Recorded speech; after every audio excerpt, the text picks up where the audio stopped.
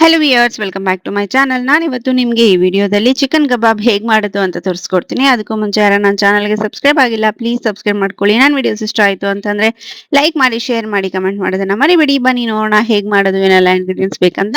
So ನಾನಿಲ್ಲಿ 1.5 kg chicken ತೊಗೊಂಡಿದ್ದೀನಿ. ಅದನ್ನು ಎಲ್ಲೋ ಪೌಡ್ರ್ ಹಾಕಿ ಒಂದು 2 ಸಲ ಚೆನ್ನಾಗಿ ತೊಳೆದು ಇಟ್ಕೊಂಡಿದ್ದೀನಿ. ಸೊ ಈಗ ಅದಕ್ಕೆ ನಾನು ಒಂದು 2 ಸ್ಪೂನ್ ಅಷ್ಟು ರೆಡ್ ಚಿಲ್ಲಿ ಪೌಡರ್ ಹಾಕ್ಕೊಳ್ತಾ ಇದ್ದೀನಿ. 1 ರಿಂದ 1.5 ಸ್ಪೂನ್ ಅಷ್ಟು ಧನಿಯಾ ಪೌಡರ್ ಹಾಕ್ಕೊಳ್ತಾ ಇದ್ದೀನಿ.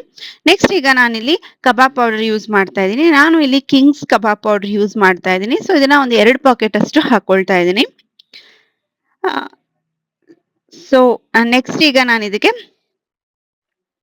2 ಪಾಕೆಟ್ ಅಷ್ಟು ಕಿಂಗ್ಸ್ ಕಬಾಬ್ ಪೌಡರ್ ಹಾಕೊಳ್ತಾ ಇದ್ದೀನಿ. 1.5 kgಗೆ 2 ಪಾಕೆಟ್ ಅಷ್ಟು ಹಾಕೊಳ್ಳಿ. ನೀಟಾಗಿ ಚಿಕನ್ ಪೀಸಸ್ಗೆಲ್ಲ ಹತ್ಕೊಳ್ಳುತ್ತೆ ಮಸಾಲಾ ಪೌಡರ್.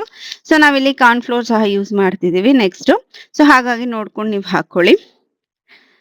ನೆಕ್ಸ್ಟ್ ಈಗ ನಾನು ಇಲ್ಲಿ ಮೊಟ್ಟೆ ಹಾಕೊಳ್ತಾ ಇದ್ದೀನಿ. 2 ಮೊಟ್ಟೆನ ಹಾಕೊಳ್ತಾ ಇದ್ದೀನಿ ಇಲ್ಲಿ. ಸೊ 2 ಮೊಟ್ಟೆ ಒಡೆದು ನೀಟಾಗಿ ಹಾಕೊಳ್ತಾ ಇದ್ದೀನಿ. ನೆಕ್ಸ್ಟ್ ನಾನು 2 ಮೊಟ್ಟೆ ಹಾಕೊಂಡ್ಮೇಲೆ ನೆಕ್ಸ್ಟ್ ಇದಕ್ಕೆ ನಾನು ಜಿಂಜರ್ ಗಾರ್ಲಿಕ್ ಪೇಸ್ಟ್ ಸಹ ಹಾಕೊಳ್ತಾ ಇದ್ದೀನಿ. ನಾನಿಲ್ಲಿ ಒಂದು 2 ರಿಂದ 3 ಸ್ಪೂನ್ ಅಷ್ಟು ಆಗುವಷ್ಟು ಜಿಂಜರ್ ಗಾರ್ಲಿಕ್ ಪೇಸ್ಟ್ನ ಹಾಕೊಳ್ತಾ ಇದ್ದೀನಿ. ನೀವು ರೆಡಿಮೇಡ್ ಜಿಂಜರ್ ಗಾರ್ಲಿಕ್ ಪೇಸ್ಟ್ ಆದರೂ ಯೂಸ್ ಮಾಡ್ಬೋದು, ಇಲ್ಲ ಮನೆಯಲ್ಲೇ ಮಾಡಿಟ್ಕೊಂಡಿದ್ರೆ ಇನ್ನೂ ಚೆನ್ನಾಗಿ ಫ್ಲೇವರ್ ಇರುತ್ತೆ. ಸೊ ನಾನು ಮನೆಯಲ್ಲೇ ಮಾಡ್ಕೊಂಡಿರುವಂಥ ಜಿಂಜರ್ ಗಾರ್ಲಿಕ್ ಪೇಸ್ಟ್ನ ಹಾಕೊಳ್ತಾ ಇದ್ದೀನಿ. ಹಾಗೆ ನೆಕ್ಸ್ಟ್ ಇದಕ್ಕೆ ನಾನು ಒಂದು 1/4 ಕಪ್ ಅಷ್ಟು ಕಾರ್ನ್ಫ್ಲೋರ್ನ ಹಾಕೊಳ್ತಾ ಇದ್ದೀನಿ. ಸೊ ಇದಿಷ್ಟನ್ನು ಹಾಕಿ ಚೆನ್ನಾಗಿ ಮಿಕ್ಸ್ ಮಾಡ್ಕೋಬೇಕು. ಇದಕ್ಕೆ ನಾನಿಲ್ಲಿ ಒಂದು ಹಾಫ್ ಲೆಮನ್ ಸ್ಕ್ವೀಸ್ ಮಾಡಿ ಹಾಕಿ ಚೆನ್ನಾಗಿ ಮಿಕ್ಸ್ ಮಾಡಿ ಒಂದು ಅರ್ಧ ಗಂಟೆ ಸೈಡ್ಗೆ ಇಟ್ಕೊಳ್ತೀನಿ. ಸೊ ಅರ್ಧ ಗಂಟೆ ಆದಮೇಲೆ ಒಂದೊಂದು ಪೀಸಸ್ನೇ ನೀಟಾಗಿ ಎಣ್ಣೆ ಕಾದಾದ್ಮೇಲೆ ಒಂದೊಂದು ಪೀಸಸ್ನೇ ಫ್ರೈ ಮಾಡ್ಕೋಬೇಕು. ಡೀಪ್ ಫ್ರೈ ಮಾಡೋದ್ರಿಂದ crispy ಆಗಿರೋವಂಥ tasty ಆಗಿರೋವಂಥ chicken kebab ready ಆಗುತ್ತೆ ಸರ್ವ್ ಮಾಡಲಿಕ್ಕೆ. ಸೊ ಬಿಸಿ ಬಿಸಿ ಆಗಿರೋವಂಥ ಚಿಕನ್ ಕಬಾಬ್ ರೆಡಿ ಆಗಿದೆ ಸರ್ವ್ ಮಾಡಲಿಕ್ಕೆ. ಹೋಪ್ ನಿಮಗೆ ಈ ವಿಡಿಯೋ ಈ ರೆಸಿಪಿ ಇಷ್ಟ ಆಯಿತು ಅಂತ ಅನ್ಕೊಂತೀನಿ. ನೀವು ಒಂದ್ಸಲ ಮನೆಯಲ್ಲಿ ಟ್ರೈ ಮಾಡಿ.